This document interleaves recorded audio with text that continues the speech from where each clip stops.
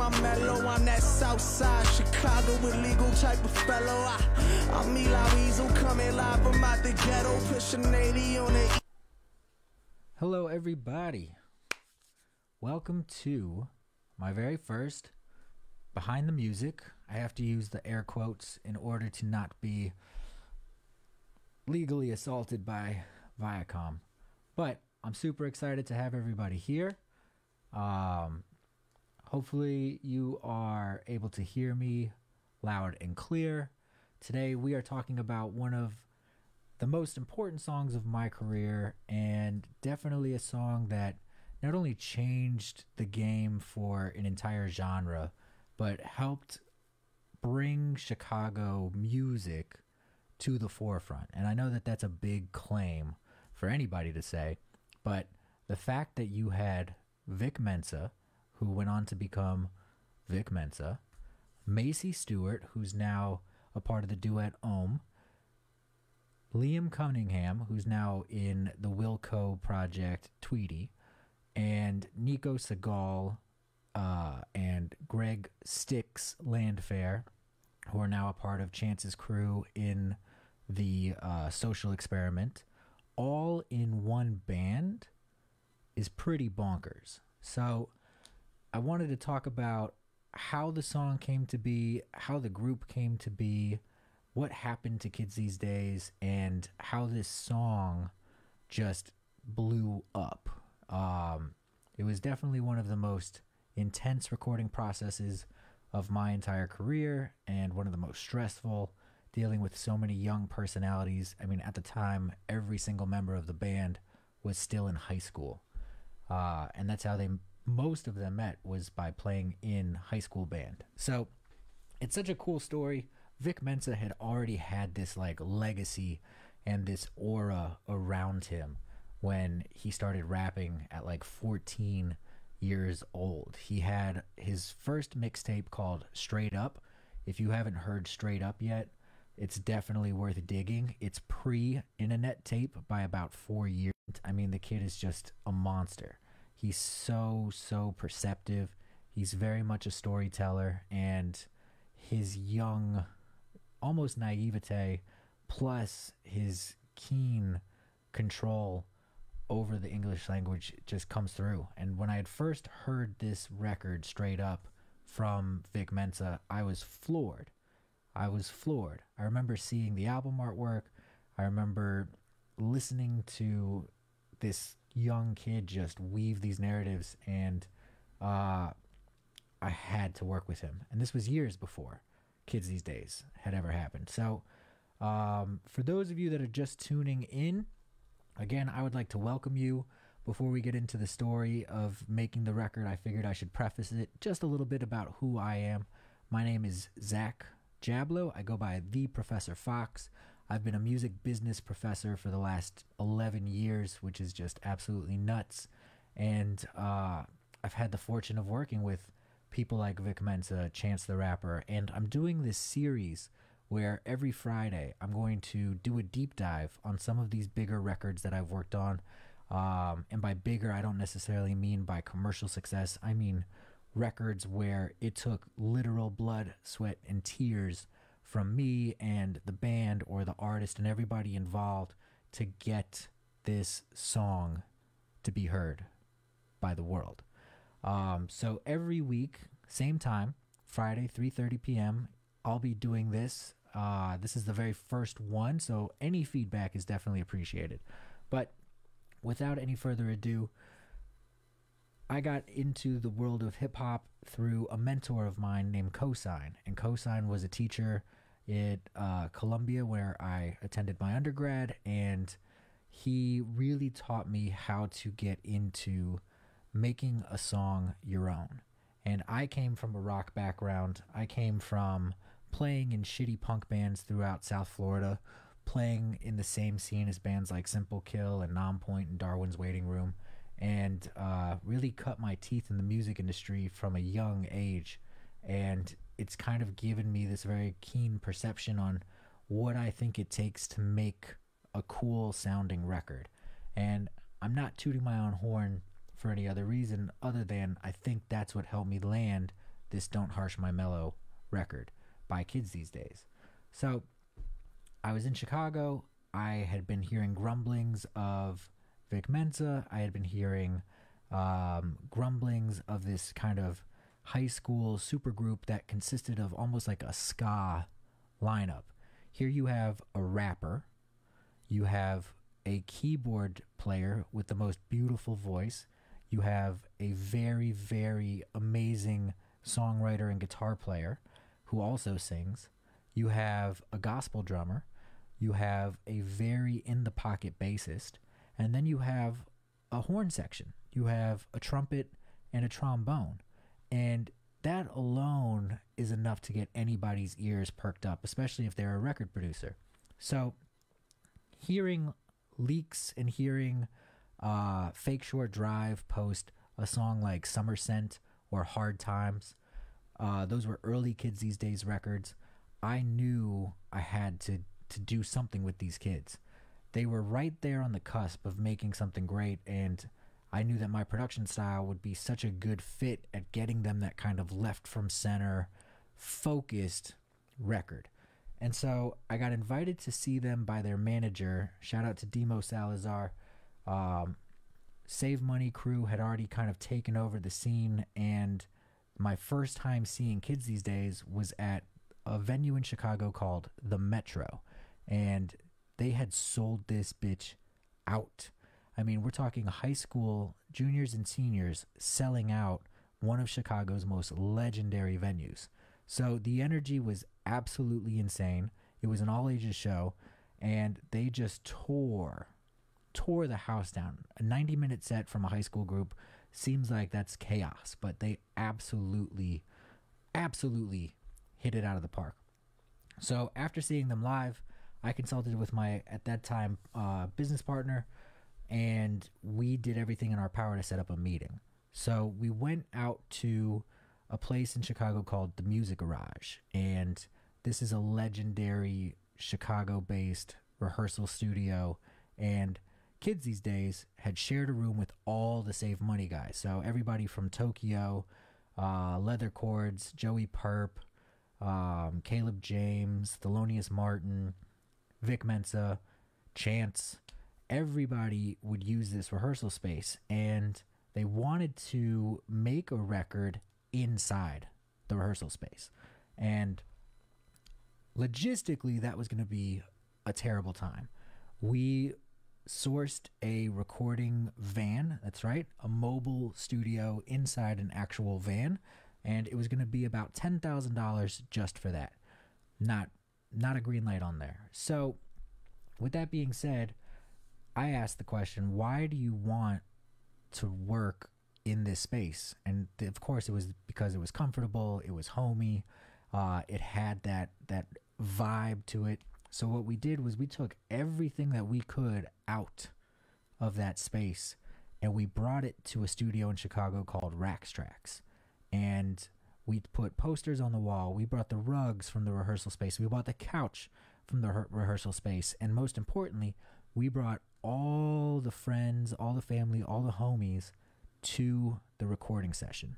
We're talking, we packed the live room about 30 people deep. And again, everybody from Save Money plus their affiliates were all at this recording session. Again, Chance the Rapper is on this track. Austin Vesely, the legendary Chicago filmmaker, was at this session. And when we open up the session, we're going to hear his death metal scream that's on the record. Chance's ad-libs are on the record. Tokyo, Joey Perp, Thelonious Martin, everybody that was at that session was just doing this high energy kind of like crowd chant, and that's just a fun little Easter egg about this record. So we made Rax Tracks feel as close as we could to the rehearsal space, to the trap is what they would call it. And when we got the initial project, we were going to work on a acoustic song, and halfway during the rehearsal process, they played a show at the Apple Store in Lincoln Park. That's right, Kids These Days, this ensemble of horns, rap, gospel drum, like they played a show at the Apple Store, and they kind of tried out this new little song that they were working on that didn't have a title, and that ultimately became Don't Harsh My Mellow. And after seeing them play this like 60-second track at the Apple Store, I got that little glimmer in my eye where I knew that's the one that I want to do. That's the song I want. So it took a lot of coaxing for my manager and I to get Kids These Days managers to let us do that song. And that song, of course, is Don't Harsh My Mellow. And when you first hear those couple of notes, that F sharp on the keyboard, the bomb bomb, that ominous tone, we just dove into that, and we rehearsed this song for probably 3 days straight, 6-hour sessions, tightening everything up.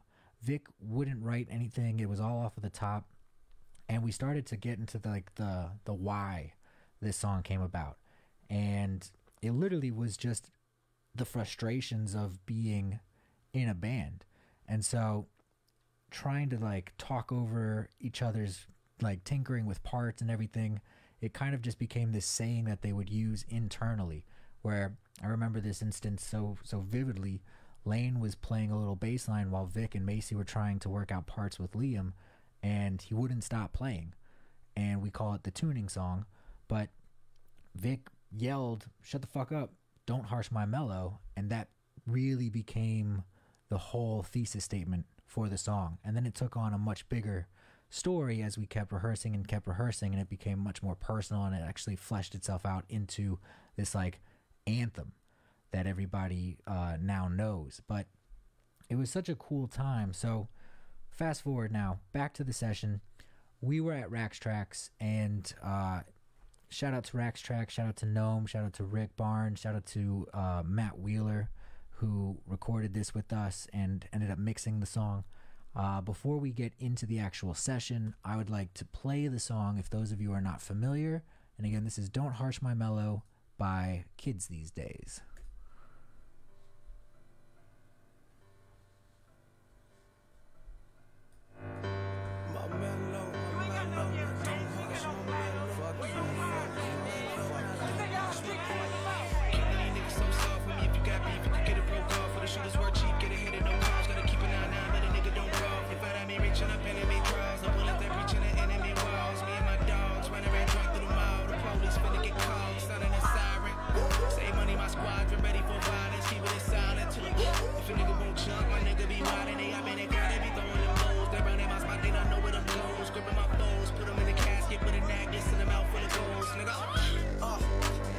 Don't harsh my mellow, I'm that Southside Chicago illegal type of fellow.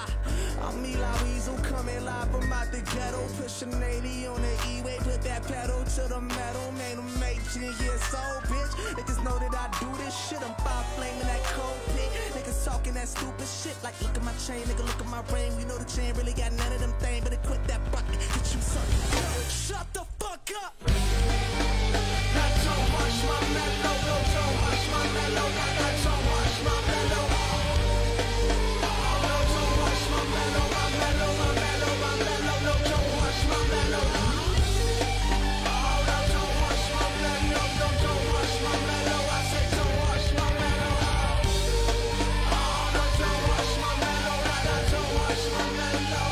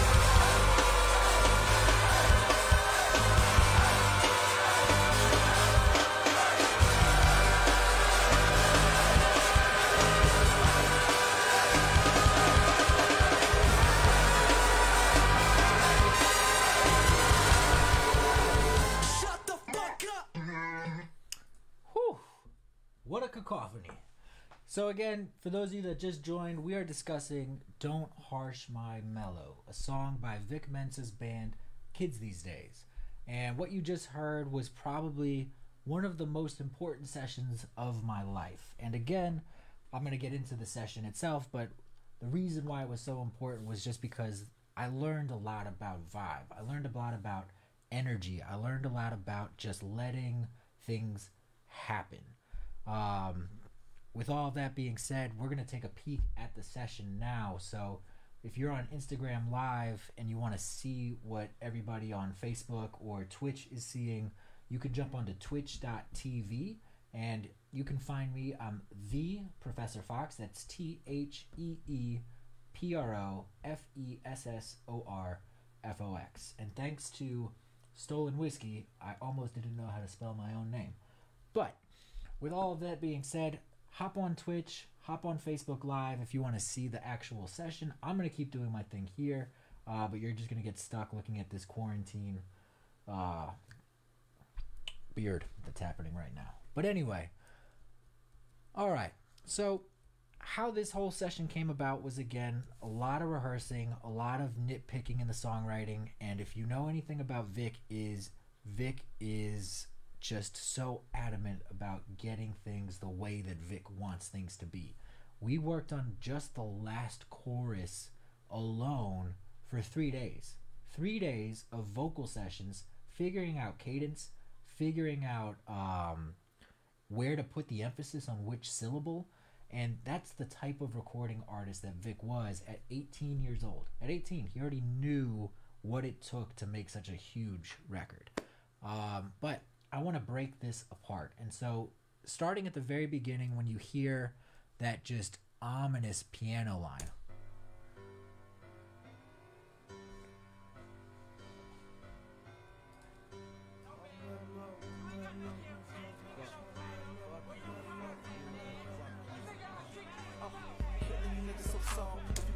All right, so that keyboard part came from Lane Beckstram, the bass player. He started playing that back and forth as he was being told by Vic to stop harshing his mellow. And that's where the whole energy of this record started.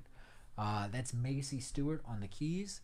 And the other thing that I love about how this song starts is we couldn't get the band and their friends to be quiet while we were tracking. So picture the tracking room. And these are one of those moments where I wish cameras were on phones back in the day. But we have this huge tracking room where the drums and the amps and everything were set up, and you've got like 20 people in this room, and we're talking about people like Chance the Rapper, Matthew Santos, Thelonious Martin, Caleb James, Tokyo, Joey Perp. And if we open up the actual background vocal track here, you can see we have this live vocal. So again, coming back to that, letting the session just kind of happen instead of freaking out on high schoolers. As the producer, I decided, let's just stick a mic in here and let's figure out how to use this as a part of the track. So if I solo this,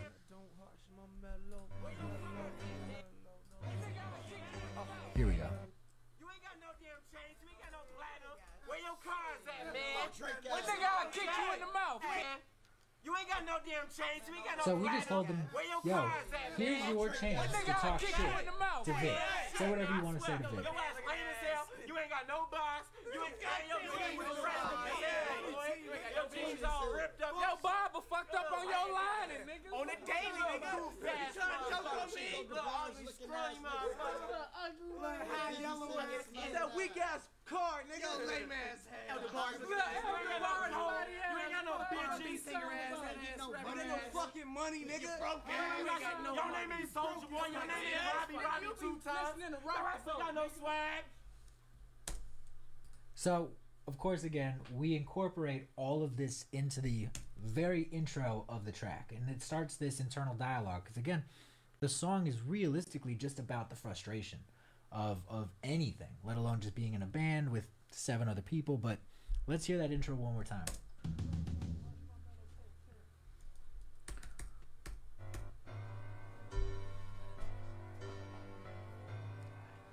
Yo, man. You You ain't got no damn change. You ain't got no platinum. Where your cars at, man? Now This it's nigga, I'll kick you in the mouth, man. So sorry if you got me, get it over on with a shoot for she get it hit it no call. Gonna keep it on now, but the nigga don't call. But I ain't reaching up in any crowds. I went up there reaching in enemy walls. And my dogs running like one through the mall. The police finna get calls, sounding a siren. Say money, my squadron ready for violence. He with it silent too. If a nigga won't jump, my nigga be riding. They up and they gotta be throwing them lows. They running my trap, they don't know where them goes. Serving my foes, put them in the casket, put a necklace, send them out for the gold, nigga. So I think of how a song hits a listener from the start to the finish and everything in between. And if you really listen to the mix on this song, again, kudos to Matt Wheeler. But I wanted something that was super engaging and super dynamic. And again, thinking about this thesis of a record, frustration. So not only do you have people saying a bunch of like derogatory and negative shit over the opening lyric, over what Vic Mensa is trying to say, I purposely asked the mix engineer to keep the very first verse down. That's right. I asked the mix engineer not to turn something up, a lead vocal, but to turn the lead vocal down. And that's to cause frustration in the listener. So again, if you go back to the final mix and master of Don't Harsh My Mellow, you're going to notice now that Vic's voice is fucking quiet. And I did that on purpose to kind of piss you off and to make the listener feel that same sense of frustration. Like they're trying to listen to what Vic is saying. And Vic is saying some very potent shit in the opening lyric of Don't Harsh My Mellow, but you can't get past hearing somebody like Nico yell, "Your barber fucked up on your lining." And that makes a song come to life. That makes a record really stand out. So again, I'm going to play it back from the beginning, and keep in mind that Vic's vocals are purposely down to cause frustration as you try to pick out what it is he's saying. Because again, Vic is known for his lyrics, and who the fuck am I as a producer to let you have to do some work, to make you have to do some work to try to figure out what he's saying.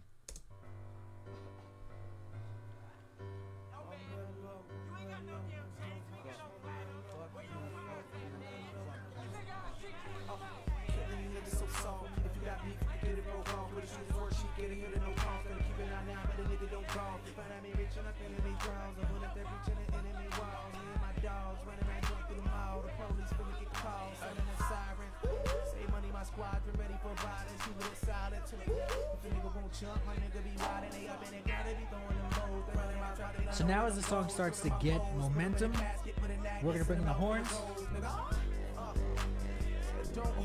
and we're going to bring Vic's voice up. And remember, this whole thing was tracked live, so we have 20, 30 people in the same room all at once.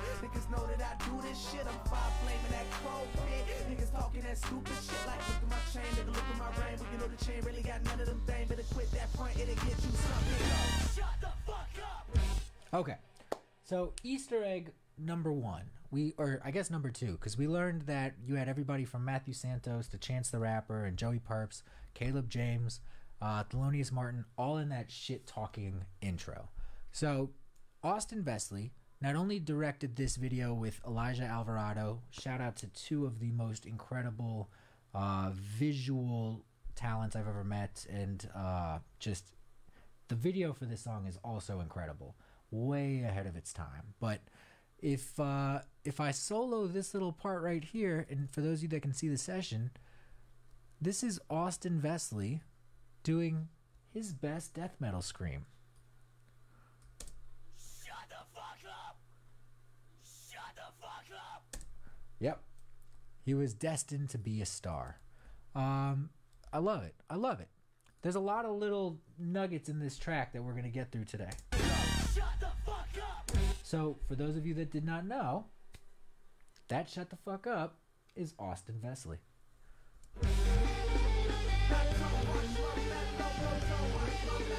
Okay, so the tension is building. The tension is building. And again, I like to think of my songs or my productions as essays. And it could be because I am a college professor, but I like to think that you have to have a thesis, you have to have a main body, and coming back to a musical term, you have to have this like resounding hook. And that resounding hook is going to be where you're either going to create more tension or you're going to create a release. And in this instance, we're creating even more tension. So I want to draw your attention to what's happening in the chorus.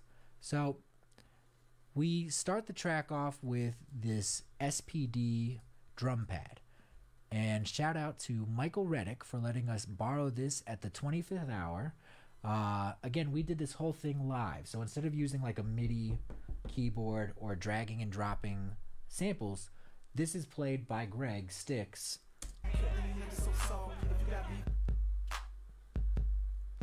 And we wanted to start that song out with like those kind of trap drums.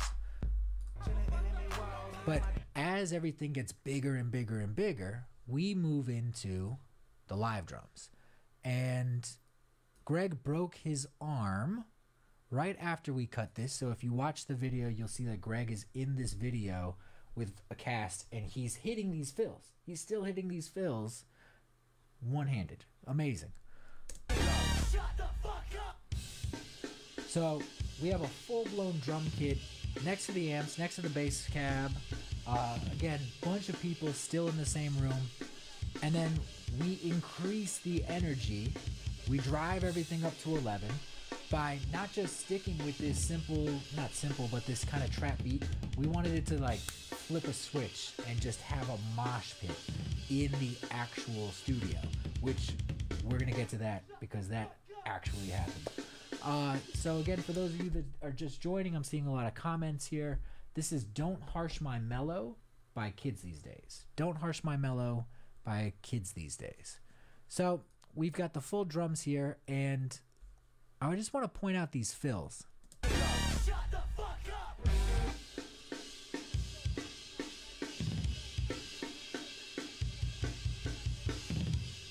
I mean, that shit is just crispy, crispy. Shout out to Stix, man. Okay, but now here's where the real cool shit happens. So the guitars on this track, combined with Macie's just kind of like pedal wail, are where the real drama starts to unfold. So I've got these guitars here. Talk about just killer tone.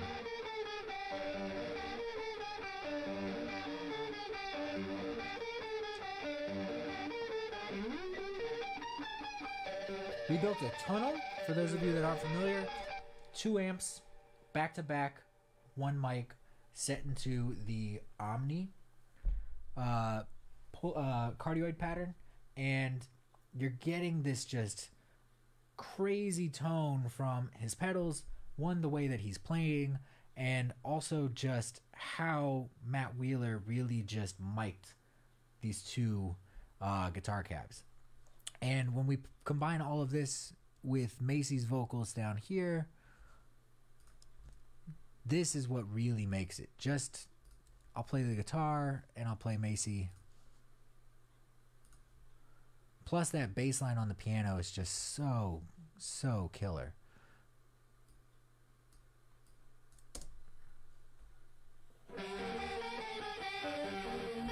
You can hear the dissonance.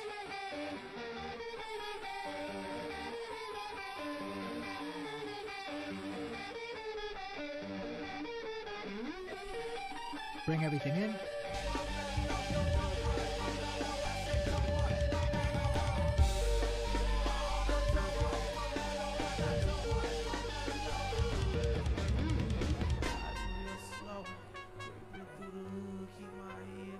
And we keep Macie just holding these kind of pads here. I mean, talk about eerie.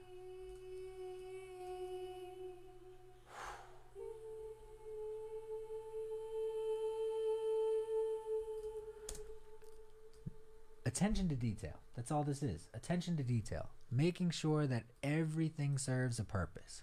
Okay, so the second verse is definitely one of my favorite because I encourage the horns to just, quote unquote, fuck shit up. I think that's probably what I said to JP and Nico.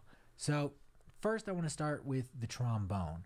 At this time, 2012, dubstep was definitely becoming the biggest sound. And we were trying to make our own wub wub wub wubs using the trombone. And JP fucking nailed that. So I'm going to solo the trombone, second verse.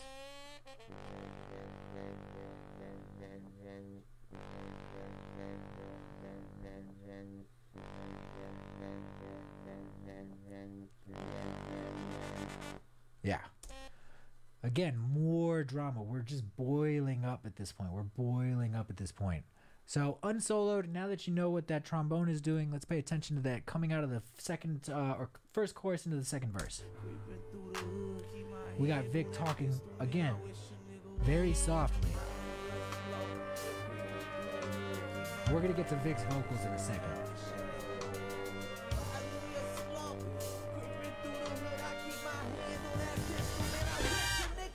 That crescendo, and at this point, Vic has a handheld mic. So again, going back to thinking of how do we bring the trap house, how do we bring the rehearsal space into the commercial studio? For those of you that are just joining, one of the biggest things about this record is they wanted to do it in their rehearsal space, but we just couldn't make that happen. So what we did was we brought every single element that we could, from posters to the couch to the rugs, to the recording studio. And instead of putting Vic up on like a U67 or a TLM, we just gave him an SM58. We said, yo, play this, perform this, get that energy up. So after the second verse, all hell breaks loose. So back to the second verse, Vic is keeping his cool while the song around him is starting to really get just kind of like under your skin. And again, the whole theme of this song is just frustration. Don't harsh my mellow. It almost feels like you're going in this like swirling circle. And you can hear Vic starting to lose his composure. And then back to that mosh pit section.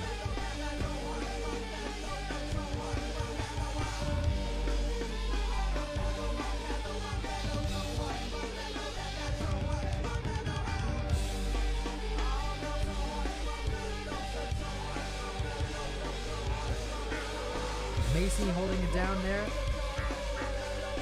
Those really ugly chords. And then here's where the release finally comes. Here's where you can take that deep breath. Until, all of a sudden.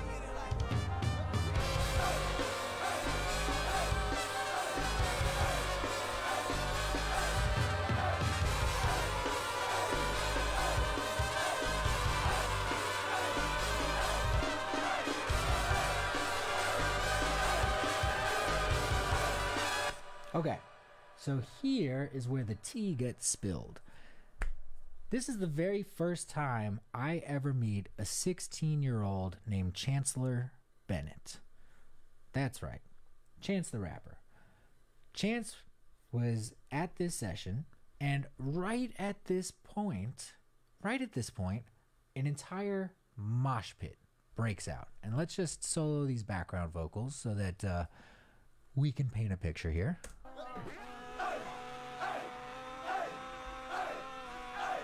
Everybody's jumping into each other. We got that room mic going. You can hear Greg screaming. And I think it's right here. Let's see if I can't just solo this, but right...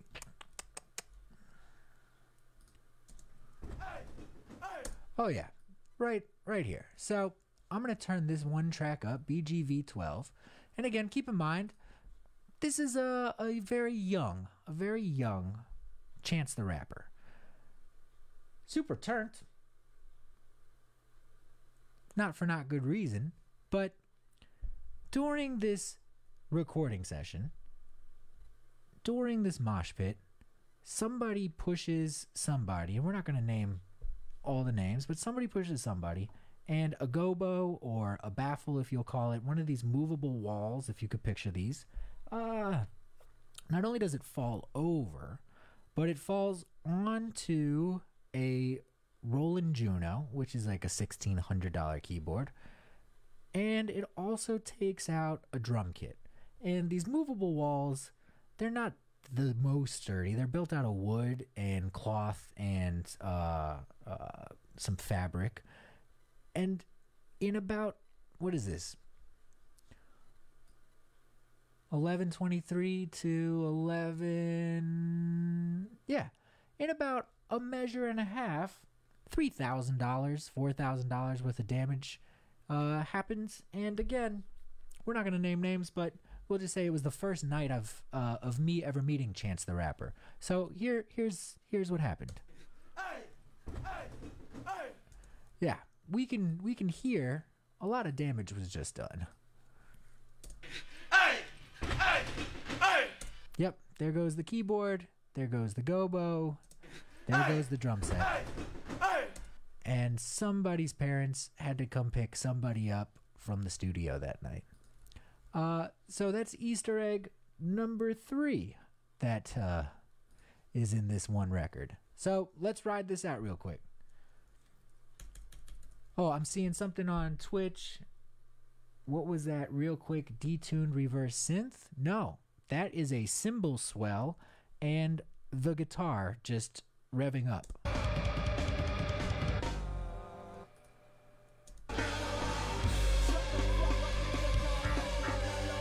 Running it back for teaching music. And now that you know that Chance broke a gobo and a keyboard, this part is even more fun to listen to.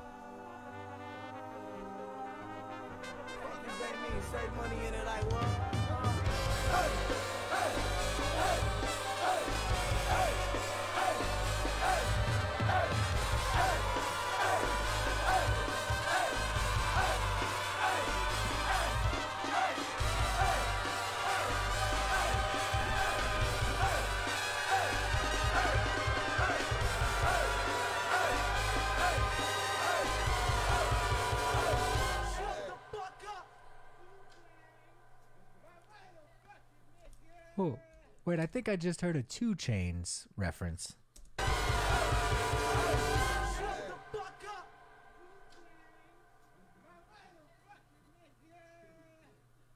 Yeah. Yep, that's them picking the drums off the floor. So, that's Don't Harsh My Mellow.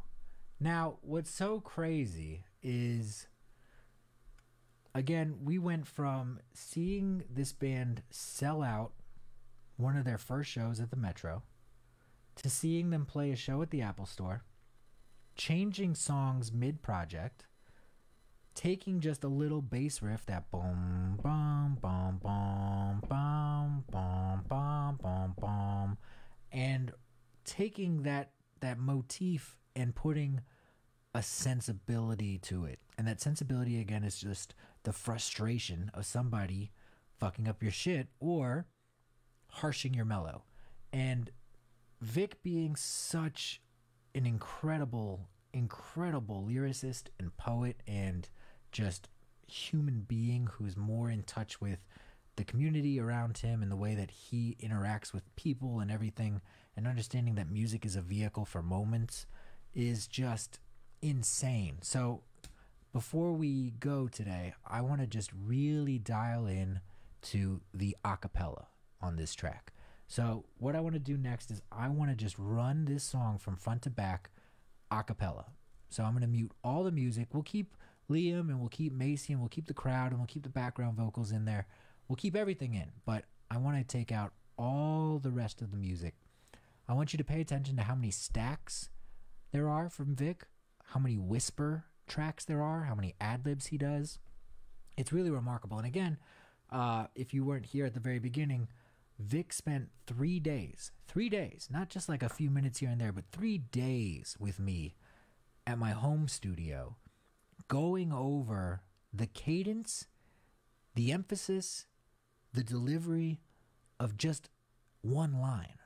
And it's remarkable. It's remarkable. So let's listen to the acapella, and then we'll talk about the marketing behind the song, the release, the critical response, all that stuff, and then I'm going to take all your questions.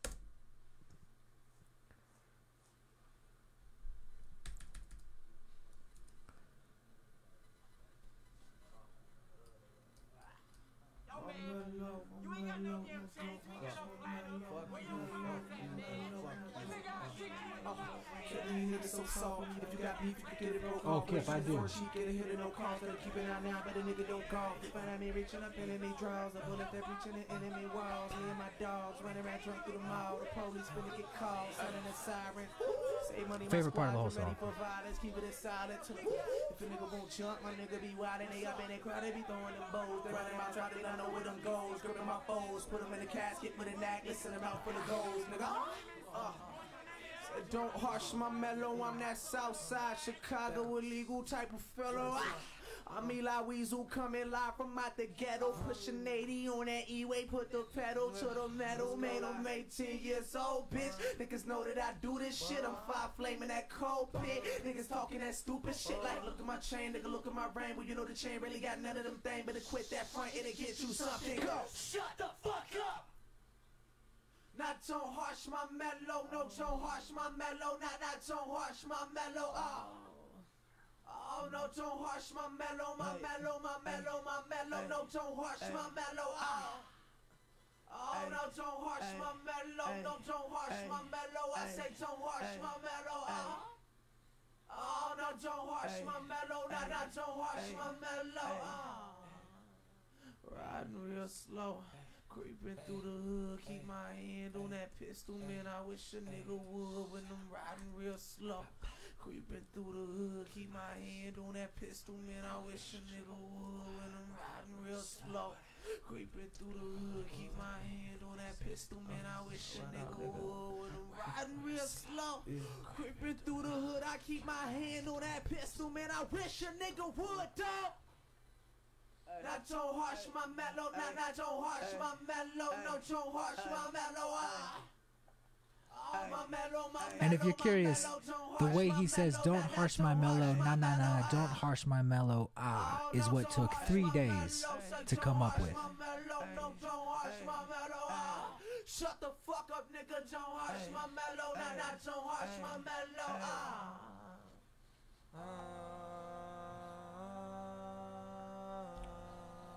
No auto-tune. I mean, you could tell, but we wanted to keep this as raw as we could. Save money in it like what?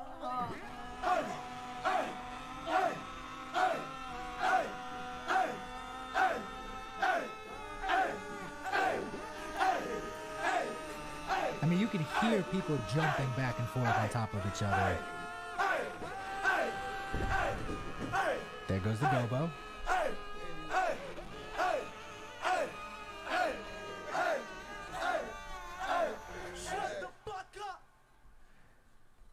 And that's it. That's Don't Harsh My Mellow. So this was a part of an album that came out in 2012, October 30th, called Trap House Rock, and it was their second album. What's crazy is right around the same time that I got wind of Kids These Days, this was the song. This is what I wanted to do. I didn't want to take over the rest of the project, but Jeff Tweedy of the band Wilco came in and he took over, which is super dope. To see my name in print next to Jeff Tweedy's in 2012, that's fucking heroic, especially coming from Chicago. That's like a handful of people get that, and just surreal. But they treated Don't Harsh My Mellow as a single, and just the saying alone, you can still go 10 years later almost to certain restaurants, certain bars, certain bus stops, certain train stops, and you'll see this logo, or not logo, but the album art, Don't Harsh My Mellow. You'll still see this just stickered all over the place. T-shirts were made, bandanas, stickers, obviously, but there's still hot spots around Chicago where this is just still there. And it's really remarkable because Kids These Days went from being already like a very talked about group to then just playing Conan. And I don't want to necessarily say it was thanks to this song, but it wasn't not. But this song really shaped the Chicago scene, and it allowed for creativity, it allowed for experimentation, it allowed for rule bending or genre bending, it allowed for people to do what they wanted to do versus do what people told them to do on songs. And it brought an entire community of people together. And if you were in Chicago around 2012, you understand that segregation wasn't just a problem, but is still a problem. But there was a t-shirt that was going around at the time that said, Chicago hates you. And it wasn't that Chicago hates other cities. It was that Chicago hates Chicago.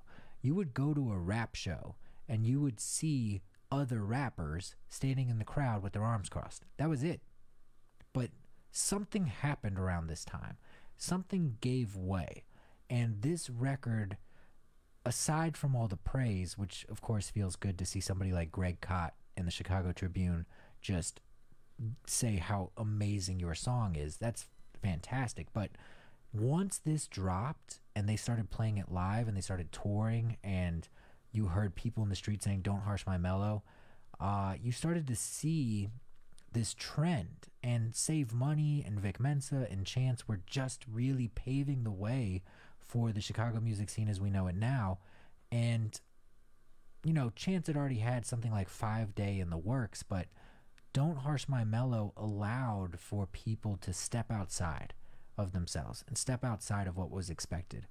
And that is why this song is probably one of the most important songs to my career. It's not because it catapulted me into producer, fame around the city. It's not because this was the alley-oop that gave me the Chance the Rapper records.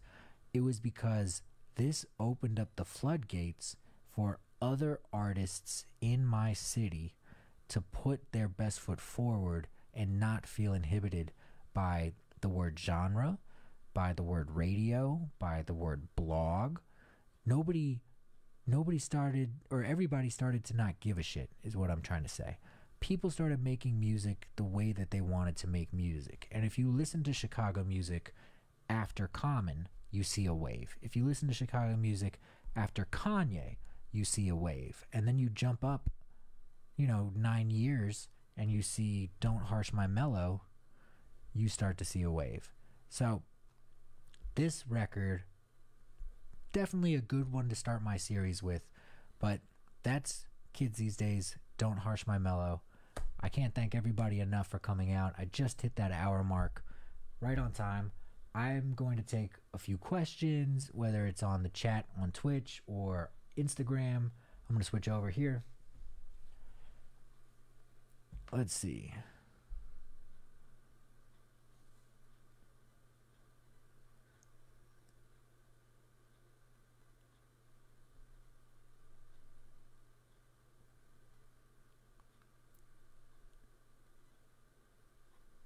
All right.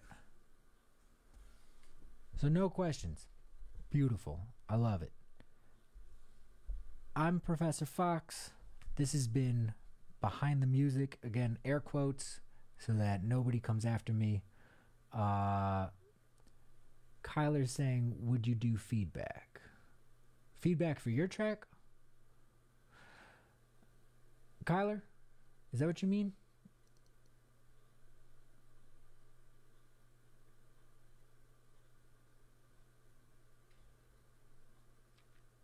Cool. Yep. Definitely. I got you. Send me a DM and I'll put some stuff together for you. Okay.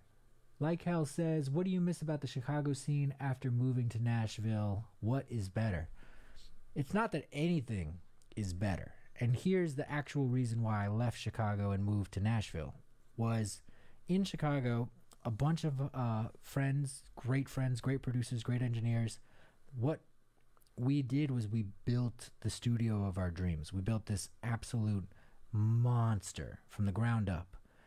We didn't take over a building or anything like that. Like, we built a studio from the ground up. VSOP, 1552 Chicago. If you're in Chicago, go there. Ask for Matt. Saba took my room. It's incredible. But I left Chicago because I felt like I was plateauing as a producer. Success is a double-edged sword, and I don't mean at all to sound like I'm not grateful for anything, but Chance becoming this legend, this superstar, all my DMs, all my emails, all my jobs all of a sudden became Chance type beats. And I've never, ever, ever been a type beat person. And if you know me, you know that I will shit on a type beat motherfucker. It's never been my principle. It's never been my anything. And so the fact that I started just getting people coming to my door and saying, yo, I love that song. I love this song. Can you make me something that sounds just like it? No. Let's make a you type beat.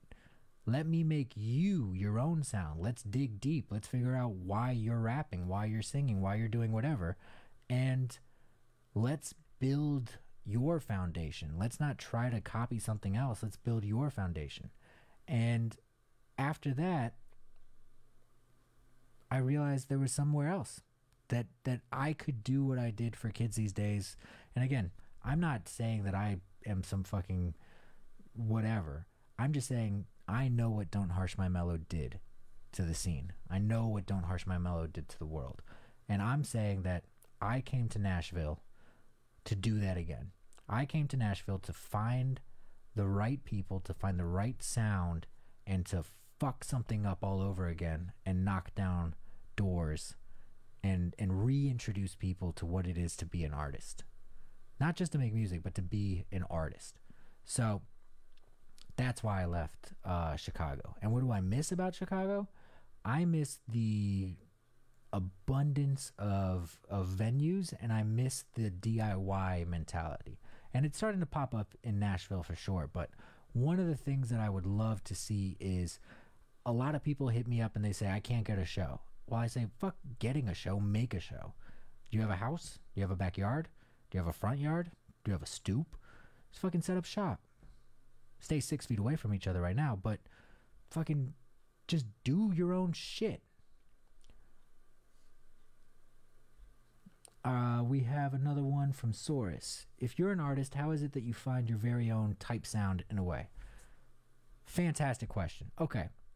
So, one of the biggest things, and this goes for both artists and producers, one of the biggest things that I recommend all the upcoming producers that I kind of mentee or mentor, thank you to Stolen. I'm hooked on these things. But one of the things that I always say is find an artist that believes what you believe. And on the convex, find a producer that believes what you believe.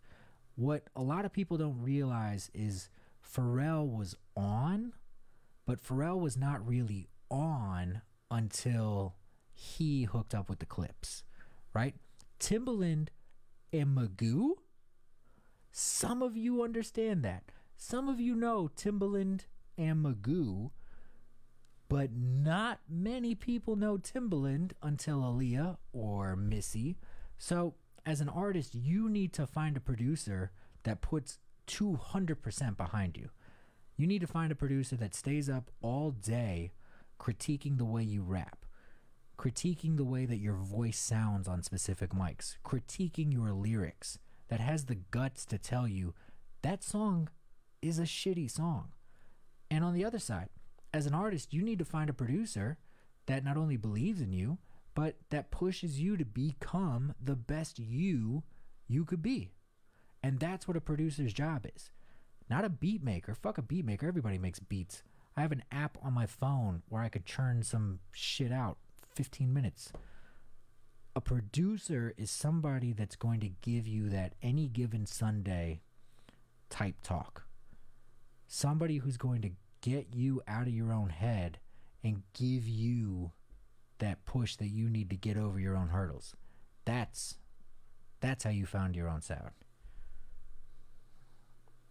All right, I'm going to take one last question, and let's see.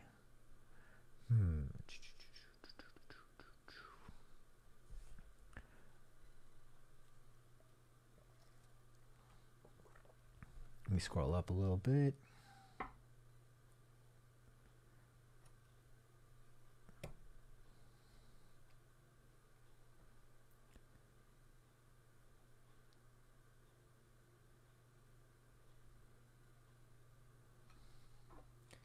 And shout out to Professor Pizza.